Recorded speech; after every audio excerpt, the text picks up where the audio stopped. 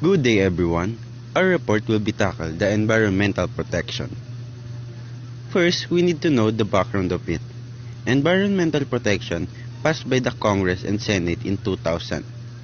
This is approved by President Gloria Macapagal Arroyo on January 26, 2001. It also provides an ecological solid waste management program.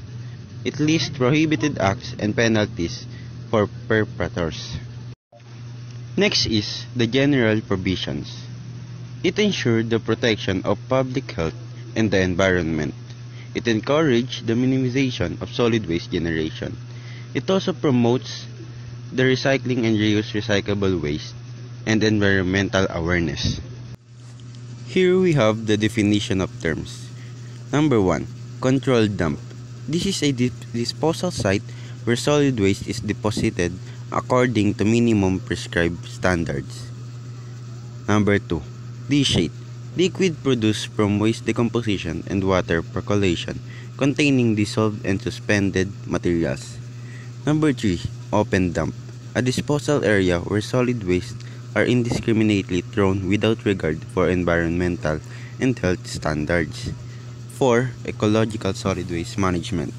This is a systematic administration of segregation at source, transportation, storage, transfer, processing, treatment, and disposal of solid waste. Number 5 is the solid waste management facility.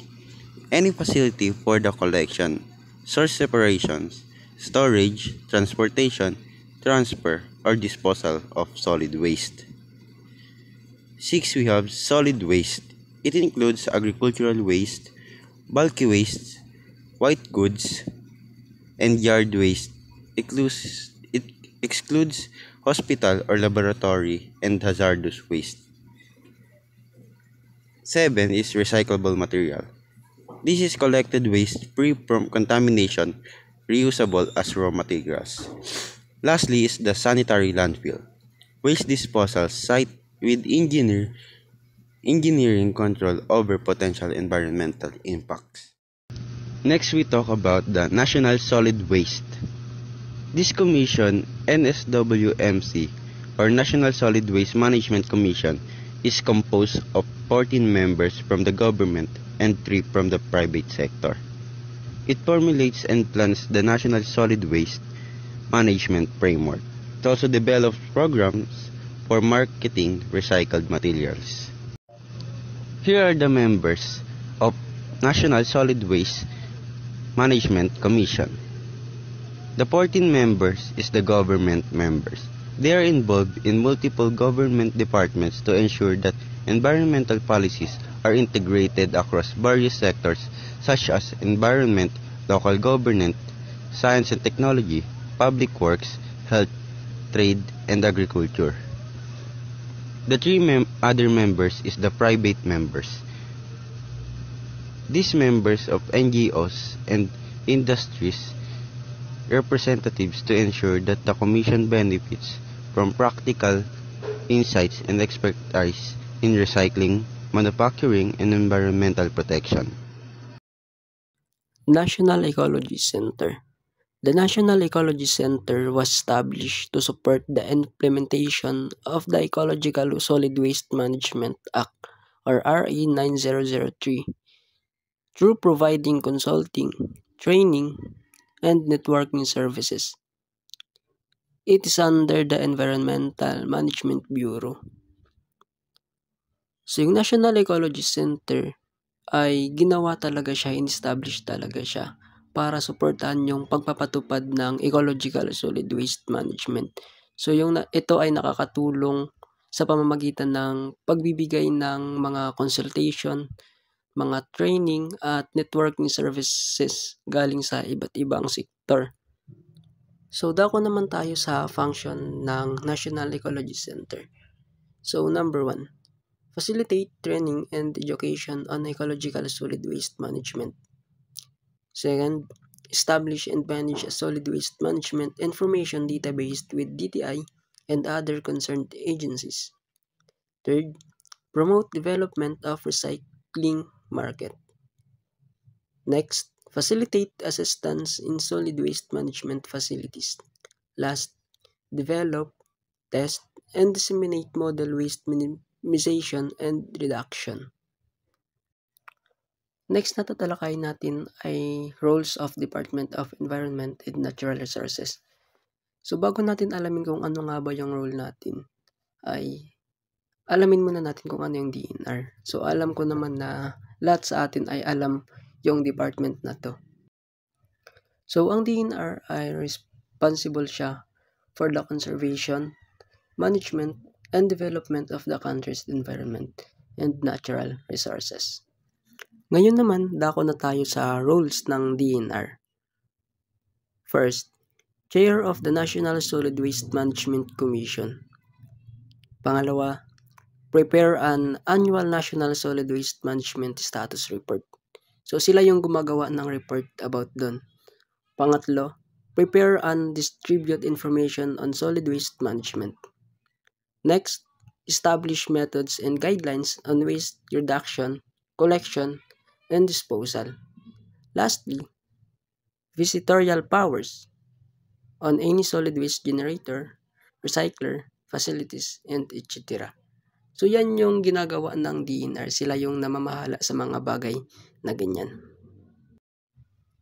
Dako na tayo sa Solid Waste Management Board. Under Republic Act No. 9003, Solid Waste Management Board were established to ensure proper coordination, planning, and implementation of waste management programs across all levels of government, national man, provincial, municipal, or maging sa barangay. So yung Solid Waste Management Board ay sila yung mga tao na nilagay sa posisyon na yan para masigurado yung kaayusan sa organisasyon na yan sa mga pagplano at para sa pag-implement ng waste management programs sa ating bansa. And after nun, dako na tayo sa function and powers ng Solid Waste Management Board. At ito ang ilan sa function ng Solid Waste Management Board at yung powers niya. Number 1, may call concerned agencies or sectors when necessary. Next, prepare, develop, and implement long-term solid waste management. Next ay develop a specific mechanics and guidelines for the implementation of the management plan. Next, monitor the implementation of the management plan.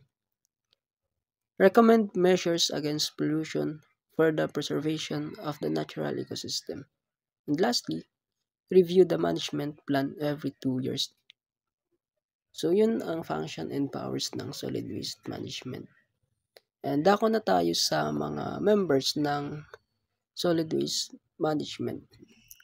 Provincial of Solid and Waste Management Board members are officials and representatives that work together to create and oversee the provincial ecological solid waste management programs as required by the Philippine Ecological Solid Waste Management Act or RA 9003. So sila yung mga tao na nag-work together or nagtutulungan para makagawa or ma-oversee yung Provincial Ecological Solid Waste Management Program na kailangan para dun sa RA 9003. So, sino-sino nga ba yung members ng board na yan? So, sabi dito, all mayors of its component cities and municipalities. First, one representative from Sangguniang Panlalawigan. Next, the Provincial Health and or General Services Officers. The Provincial Environment and Natural Resources Officers. The Provincial Engineers. Congressional representatives from each congressional district. Next, a representative from an NGO whose purpose is to promote recycling and protection of air and water quality. Next, a representative from the recycling industry. And lastly, a representative from a manufacturing or packaging industry. So, let's move on to City or Municipal Solid Waste Management Board. So, yung board na ito ay responsible para sa mga pagpaplano or pag-observe ng solid waste management sa bawat city or municipality sa isang lugar or community. So, sila yung nagtitingin kung yung mga waste ba is properly collected, reduced, reused, and recycled, and of course, disposed. So, mahalaga yung responsibility nila sa isang community. So, in this board, we have 7 members. So, binubuo ito ng 7 members, and they are from, first is one representative of Sangguniang Panlunsod or the Sangguniang Bayan. Second, President of the Association of Barangay Councils in the municipality or city. Third, Chairperson of the Sangguniang Kabataan Federation. Fourth, a representative from NGO whose purpose is to promote recycling and protection of air and water quality. Fifth, a representative from the recycling industry. Sixth, a representative from the manufacturing or packing industry. And last, a representative of each concerned government agency. So this members has respective roles para sa waste management sa isang lugar, specifically sa kanilang city or municipality. So, mahalaga yung role nila para ma-make sure na yung bawat waste production sa isang lugar is ma-minimize and of course, ma-reduce. So, sila po yung under sa city or municipal solid waste management. Now, let's move on to National Solid Waste Management Status Report. So, this report is prepared by the Commission and submitted to the DENR. So, it is updated every 2 years or as needed. So, ano nga ba yung National Solid Waste Management Report? So, this report, pinapakita nito yung current condition ng solid waste management sa ating bansa. And ang purpose nito is to monitor, evaluate, and guide how the country handles its waste from collection to disposal. So, syempre, ina-update ito every 2 years, pero ina-update din ito kung kailan kailangan. So, this report includes inventory of existing solid waste facilities. So, dito nakalagay lahat ng mga dump sites, mga sanitary landfills, recycling centers, at kung ano-ano pang facilities. So, dito para tinutulungan nito na ma-identify kung ano ba yung mga kailangan pang i-improve, especially sa infrastructure ng mga facilities. So, number 2 is the general waste characterization, type of waste for reduction and recycling, quantity generated, and estimated volume. So, this part identifies the types of waste produced, kung biodegradable ba ito, kung recyclable, or kung plastic. It also talks about the quantity of the waste. So, kung gaano ba karami yung plastic, yung mga papel, yung mga food waste na nakukuha mula sa iba't ibang community or industries. Nakakatulong to para malaman natin kung dapat ba tayong mag-reduce sa isang community kung dapat bang mag-reduce ng waste production kasi mas dumadami yung production ng waste from this community in terms of plastics. So, it helps to identify kung dapat ba tayong mag-reduce or dapat ba tayong gumamit ng iba't ibang techniques para mabawasan yung waste production. So, in projection of waste generation naman, this estimates how much waste the country will produce in the coming years. So, we all know that the population of people is increasing. So, dahil nga tumataas yung population, of course, waste is also increasing. So, dapat dito, minomonitor nila kung gaano ba karami yung mapoproduce na waste sa mga susunod na taon. So, for example, in the next 2 years, mas marami yung magiging population, mas marami din yung magiging waste production. So, dapat ngayon pa lang, nagre-reduce na tayo ng waste para in the coming years, hindi masyadong marami yung waste na maproproduce.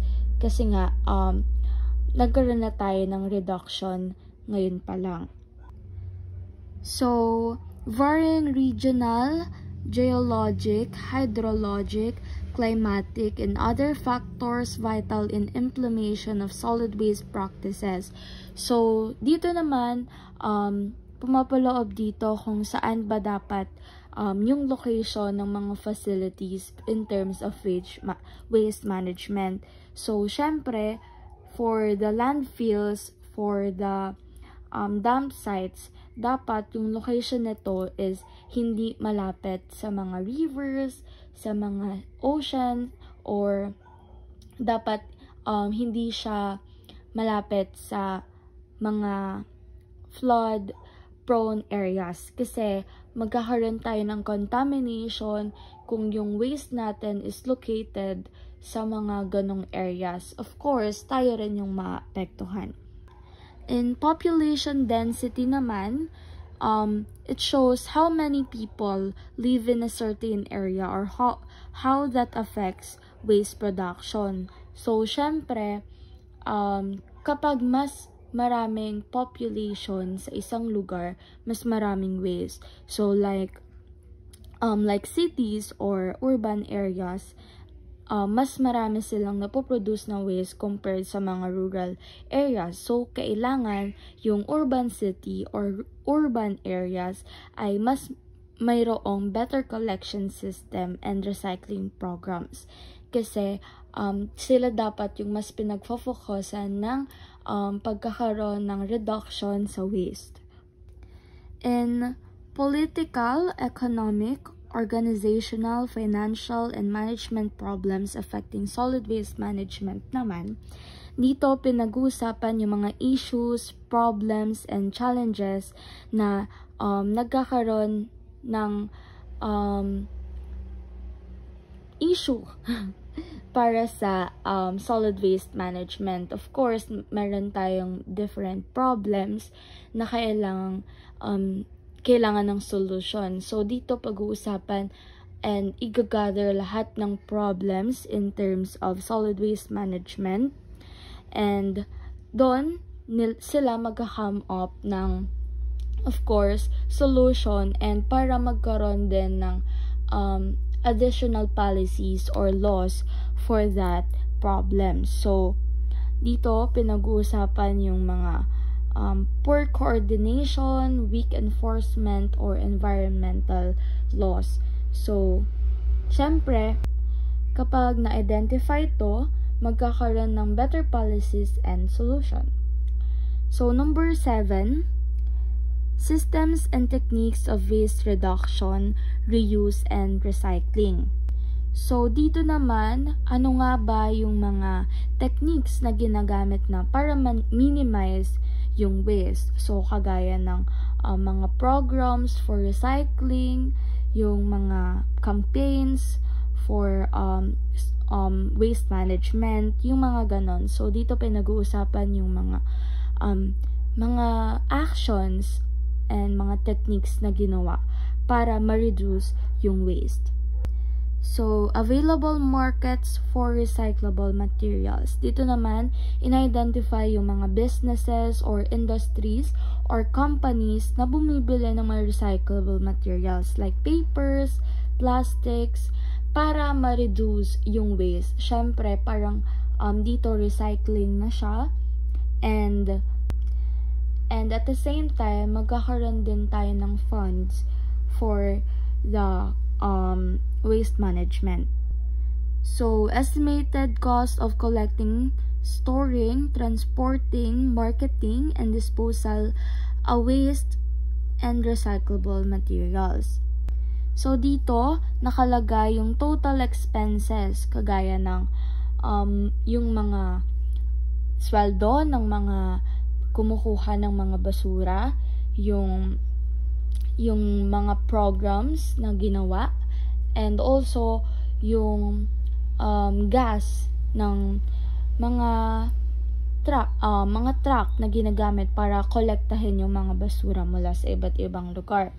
So dito lahat ng expenses dito siya nakalagay so that they can budget the income. So estimated cost, okay na yun. Let's move on to qualitative and quantitative information concerning the extent of solid waste management problems and activities. So, dito, sinamarize na lahat ng nakuha natin from 1 to 9. And also, syempre, ma-identify na natin kung ano ba yung mga nasolusyonan na and kung ano yung mga susolusyonan pa lang, kung ano yung mga problems na na-identify natin throughout the report. So, dito, ilalagay yung current situation natin. Kasi nga, since na-identify na natin yung iba't ibang mga problems and yung mga nangyayari in terms of solid waste management. So, makikita dito kung ano nga ba yung kailangan pag-focusan, kung saang areas yung kailangan ng attention, yung mga ganun. So, pagdating naman sa National Solid Waste Management Framework, so dito makikita kung paano nga ba minamanage ng ating bansa yung solid waste. So, from collection, reduction, recycling, so yung mga ganon up to disposal. So first, we have analysis and evaluation of current state of solid waste management. So dito, paano nga ba minamanage ng Pilipinas yung solid waste natin. So kung gaano karaming waste yung naproproduce sa isang araw from different community. Kung paano din kino-collect and dinidispose yung mga waste. It helps to identify yung mga problems and yung mga kailangan pang solusyonan from different areas. Kagaya ng kung marami yung waste production dito sa Cavite, dapat masolusyonan sa Cavite. So, next is identification of critical solid waste facilities and local government units that need closer monitoring. So, itong framework na to, pinopoint out yung mga areas and waste facilities na kailangan ng attention so that the government can focus sa mga resources and para ma-fix and ma-improve sila. Next is practical applications of environmentally sound techniques of waste minimization. So dito, yung mga methods ng pagre-reduce natin ng waste such as composting, yung mga pagre-recycle, pagre-reuse, and paggamit ng iba't ibang methods kagaya ng gagawin nating design yung mga waste. So, mga ganon. So, it talks about how we reduce waste production. Next is appropriate solid waste facilities and conservation systems. So, dito naman, pinag-uusapan yung mga facilities kagaya ng mga sanitary landfills, yung mga dump sites, yung mga ganun na proper facilities na dapat pinagpupuntahan ng mga waste natin. So, in recycling programs naman, of course, it encourage everyone to recycle as long as they can. So, para ma-reduce natin yung waste production, dapat simulan natin sa mga ginagamit natin and dapat i-avoid natin na itapon siya kung magagamit pa naman natin siya. So, yun. Pinapromote lang nito yung pagre-recycle ng mga waste. So now let's move on to local government solid waste management plans. So in this, it shall be for the reuse, recycling, and composting of waste. So each city or municipality must prepare its own plans na nagfo-focus sa pag-reuse, recycle, and pag-compose ng mga waste. So it is reviewed and updated every year by the board and must be approved by the commission. So, yung mga components ng plan na ito ay city or municipal profile. So, estimated population, map indicating locations of residential, commercial, and industrial centers, dump sites, landfills, and other solid waste facilities, and the proposed sites of disposal. Estimate solid waste generation and projection, inventory of existing waste disposal facilities and capacities. So, yung mga ito ay dapat nandoon sa plan. So, number 2, waste characterization. So, identifies the type, volume, and sources of waste. Kung ito ba ay residential, commercial, or industrial waste. Collection and transfer. So, containers must be available for waste segregation. So, dapat may mga containers para, of course, ma-segregate properly yung mga waste. So, syempre, dapat ma-segregate siya into recyclable, non-recyclable, yung compostable, and special waste, yung mga biodegradable, and such. And of course, yung mga collectors is dapat trained and alam nila kung ano yung tamang gawin. Alam nila kung paano isa-segregate ng maayos yung mga waste. So, in processing, it involves sorting and treating waste bago yung final disposal. So, dapat tinitignan nila kung anong classification ng waste na yan para before i-dispose. So, source reduction, reducting or reducing waste production from the start. So, dapat una pa lang kung kaya nating pigilan yung paggamit ng yung pagpo-produce ng waste rather is gawin na natin. So, syempre may mga times na hindi natin yun naiiwasan pero kung kaya natin, dapat gawin natin. So, next is recycling. So, of course, alam na natin to, yung pagre-recycle ng mga waste, kung kaya pang i-gamitin ulit, gamitin, kung kaya pang if i-turn into another usable materials, gawin natin.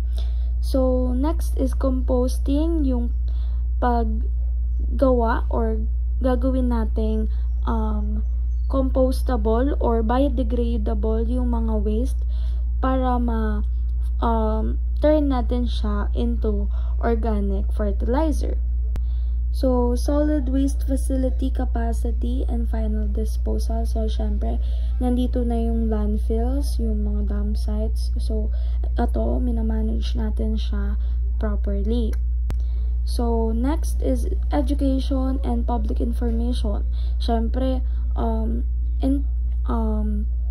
through education and public information, we are spreading awareness tungkol sa proper waste disposal. So, it is essential that we know about proper waste disposal or waste management. or segregation rather. So, number 10, special waste. So, ito yung mga waste such as hazardous waste, yung mga toxic waste na hindi natin alam, na hindi natin dapat tinatapon basta-basta kung saan-saan. Kagaya ng mga batteries, yung mga electric gadgets, yung mga nagko-contain ng mga hazardous or toxic na mga waste, yung mga madaling ma-burn, ganon. Resource requirement and funding, dito naman yung mga budget and financial needs para sa mga programs na isasagawa. So, dito, nagkakalap tayo ng mga funds. So, privatization, ini-involve natin dito yung mga companies, yung mga industries sa waste management. Kasi, syempre, hindi pwedeng sa residential lang, dapat pati sa kanila kasi they are producing more waste then. So, yun. So, incentive programs, dito, nagkakaroon ng reward yung mga communities and companies na, of course, pinapamalas nila na meron silang proper waste management. So, now, let's talk about requirement for collection and transport of solid waste. So, in collection, collectors must be equipped with proper protective equipment. So, syempre, yung mga collectors natin, dapat may mga proper gears and equipment sila for collecting our waste. Kasi, syempre, there are hazardous waste or yung mga delikado na waste na nako-collect nila. So, hindi natin alam na hazardous pala yun. So, kailangan natin ng proper gear and equipment. So, next is collectors must be trained for proper handling of solid waste. So, syempre, dapat trained yung collectors natin sa pag-handle ng mga solid waste. And, syempre, dapat alam nila kung ano yung classification ng mga waste na yun. Kung saan ba dapat yun.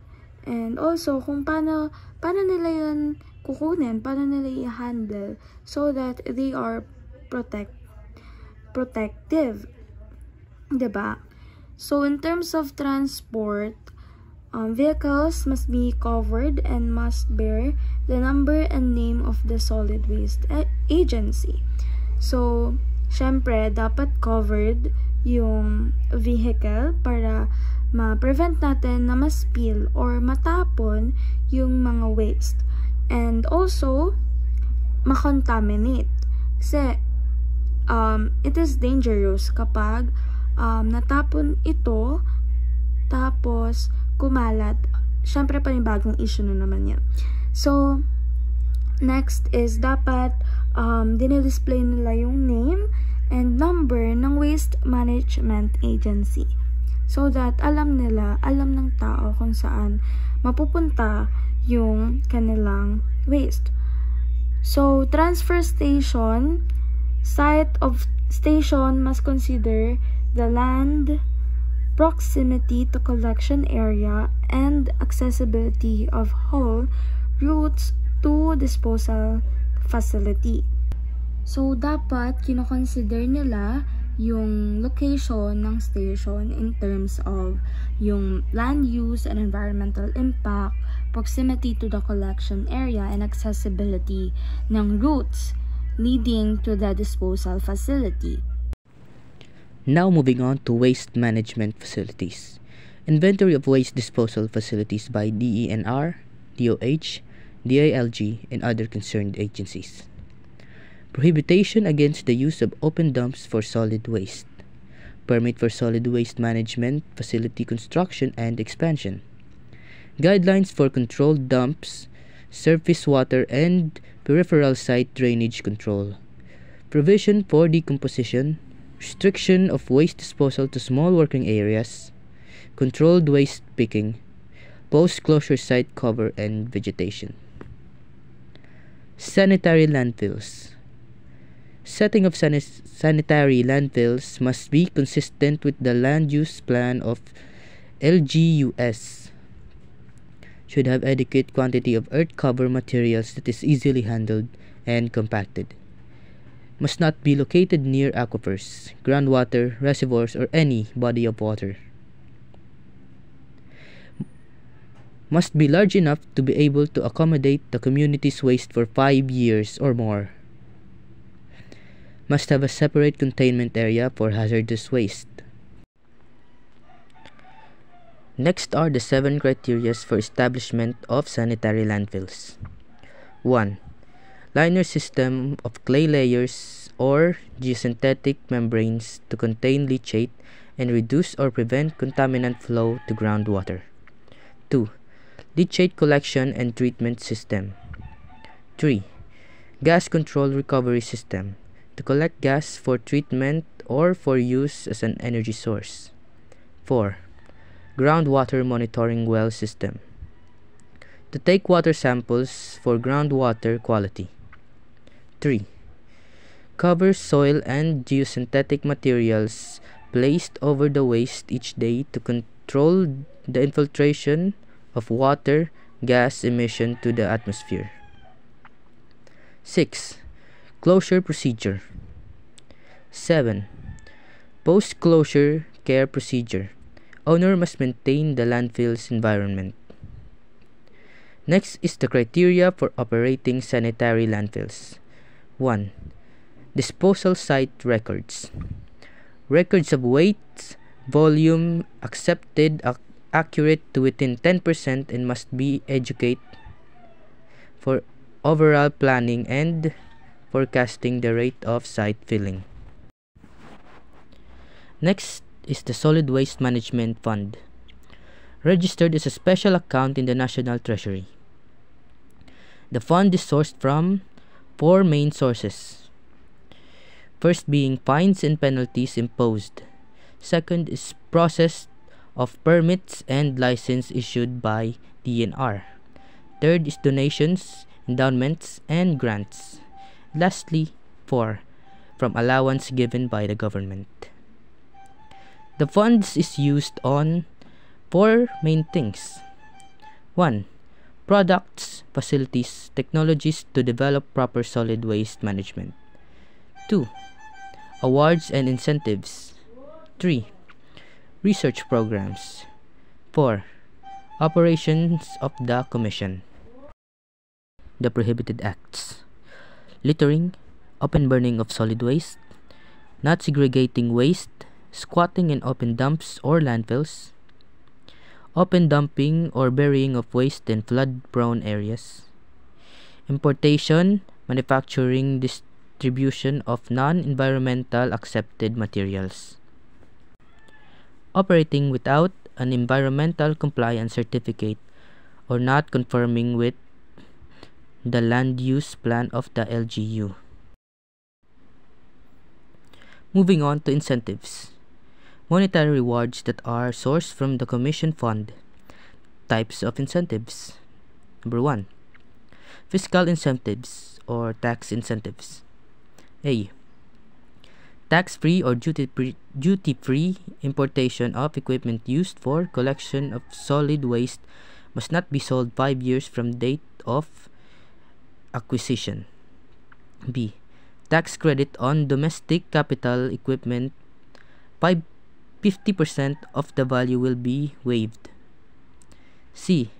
Tax and duty exemption of donations, legacies, and gifts to LGUS, NGOs, or private entities.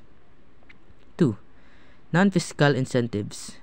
The Commission will provide service and assistance. 3. Financial assistance program. Government financial institutions like banks will provide financial service according to the provision. 4. Extension of grants to LGUs. Extension of operation. 5. Incentives to host LGUs.